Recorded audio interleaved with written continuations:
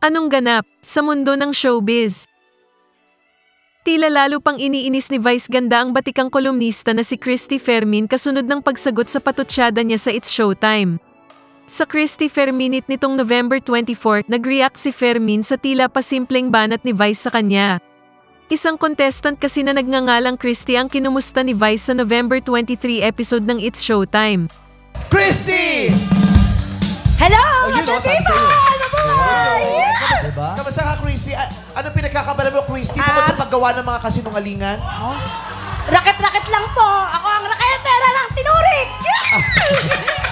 Ani Fermin, bakit hindi na lang daw siya diretsahang sabihan ni Vice?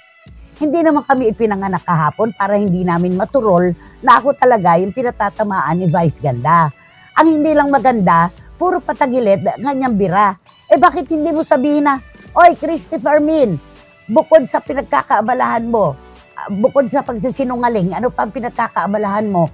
Eh ako diretso ko nasasabi sa kanya na mayabang siya, di ba? Na wala ka malang makitang pagpapakumbaba sa kanya. Diretso ko nasasabi yun. Ba't hindi rin niya ako diretsuhin? Eh po pwede naman.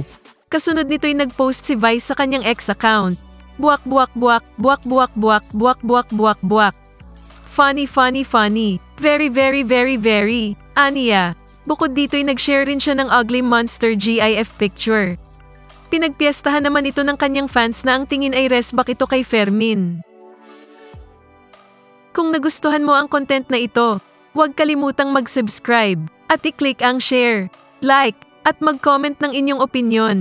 And favor naman po, please don't skip the ads.